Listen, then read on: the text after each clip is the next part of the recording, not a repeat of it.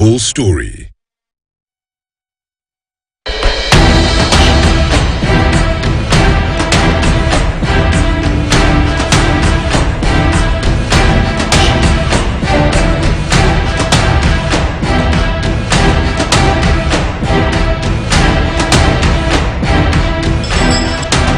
A very warm welcome to the Trading Bell Show. My name is Maina Chege. Thank you so much for joining us. Tonight, we speak to the Chief Business Officer, Mbithe Muema, to understand what's the state of the market. Is this a good time for you as a buyer? Mbithe Muema, welcome to the show. Thank you so much, Maina, for having me. It's always a pleasure to be here on this show. Absolutely. It's been some time since you're on the Trading Bell, but this is good timing. It's half year, and we are seeing ups and downs, moving on, and we can't wait to get to understand how the market is doing. In fact, my first question to you would be this: what's the state of the market as we speak? Well, that's always an interesting question, and I'm looking at it from the last time I was here and where we are at now. Yeah. But just looking at the market, what we've done this year, the market is actually down 23% on a year-to-date basis in local currency. If you convert that to dollars, it's down about 31% on a year-to-date basis. Yeah. Certainly, that's not good for anybody who's saying that I've probably eroded my value from the beginning of the year till now. But what we've seen is that what is happening in Kenya is not unique to us. It's something that has been happening globally, and this has actually been affected by the fact that the interest rates in the US have been on an upward trajectory, which has caused an outflow of hard currency from developing and emerging and frontier markets. Kenya being part of that basket that has actually been impacted by foreign investors selling out. Okay. So the sellout of these investors then has really caused the downturn. But interestingly, Maina, now as we're looking at the statistics, we've actually seen the foreign investors slowly become net buyers of our exchange. So that is a good indication for us, at least for the upcoming months. Okay. I love that summary. And does that mean then that for local investors, this is their time to actually cash in? Because, with the flight, it means there's an opportunity. So the interesting thing when we look at our market is, yes, there has been an erosion on price. But then the erosion on price is purely reflective of demand and supply dynamics.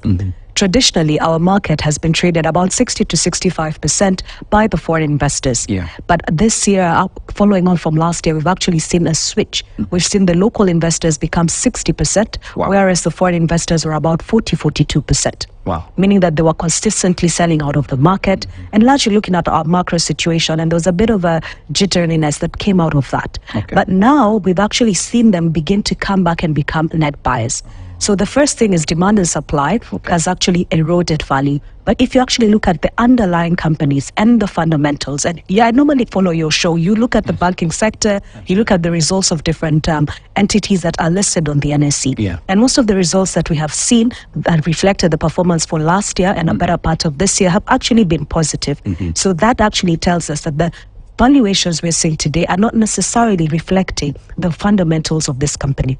All right. Maina, actually, if you look at our market from the year 2009, this is the lowest valuation multiple that we are trading at. And how you look at it simply is to say you can actually get good opportunities in different sectors if you're very selective and you have a long-term perspective and be able to make a return, because you're buying good companies at a discounted level. And more importantly, we are getting indicators that then the demand that used to be there back in the day slowly trickling back, which could actually then position the market for a better trajectory in terms of a recovery into this year, second half of the year, and also into 2024.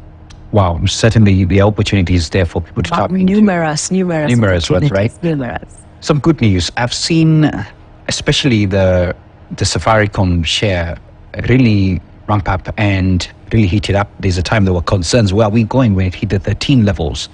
But now playing all around to 19, 20, which is good news. And I think, what are the reasons for the rally? And do you think we should expect more demand in the second half of this particular year, such a share?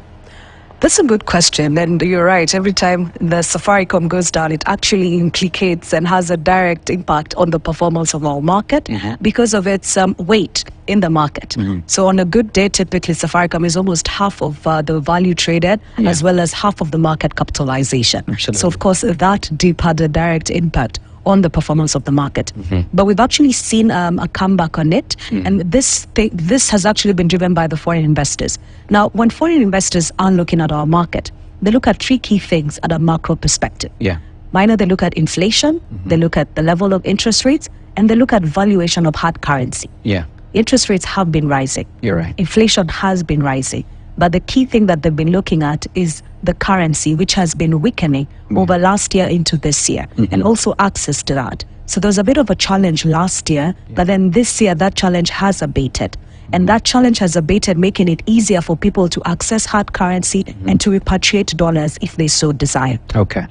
That is a standing issue for us, but it's not in isolation. We've seen Egypt, we've seen Nigeria, we've seen other countries in the frontier space actually have worse situations. There are countries where investors actually have to wait up to 6 months to access hard currency when they've exited a position.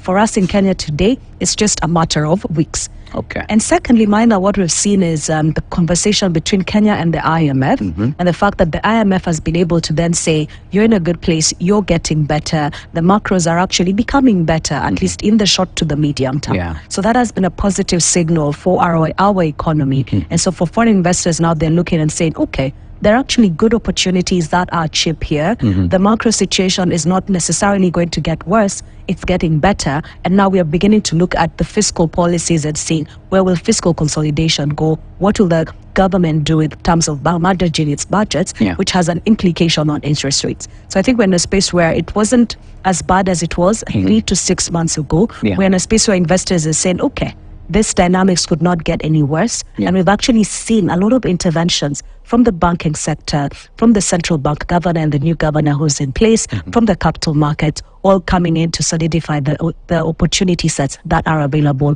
in the capital markets today. Okay. Let me jump in, especially for the viewers who are watching, and most of them are investors, some potential ones as well.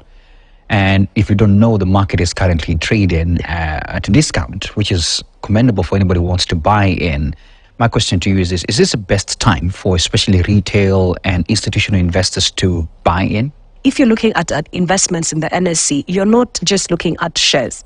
Any person who's looking at investment opportunities has two categories. So if I'm a local investor, I have different opportunity sets. I can invest in a SACCO, I can invest in government treasury bills, in government treasury bonds, in government infrastructure bonds. There are numerous opportunities out there. And then there's also the shares. If you're a foreign investor and you're looking at shares and you're saying, I can invest in shares in Kenya, I can invest in shares in Nigeria, I can invest in shares in Egypt, all the way to Pakistan, depending on what your mandate is. So that really has to be a personal decision of how does my portfolio look like? What should I do?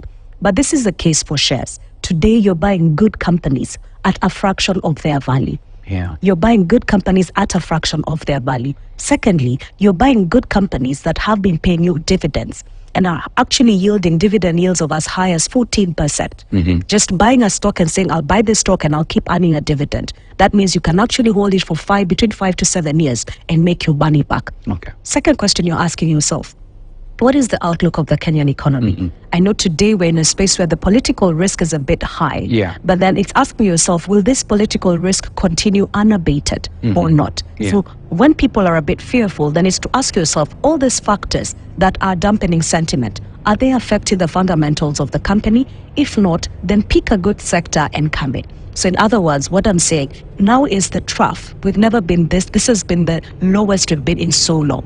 Then you actually want to start picking and choosing the stocks that you get into and continue for the short to the medium term. I think there are excellent opportunities. Come to the stock market, pick your stocks. And especially for now, the retail investors. Maina, we all know retail investors. We are betting. We are doing Bitcoin. We are always giving. You're always giving your friend, Nikona Kahasel, Mazee, unajua Nikona beans, Nikona nini.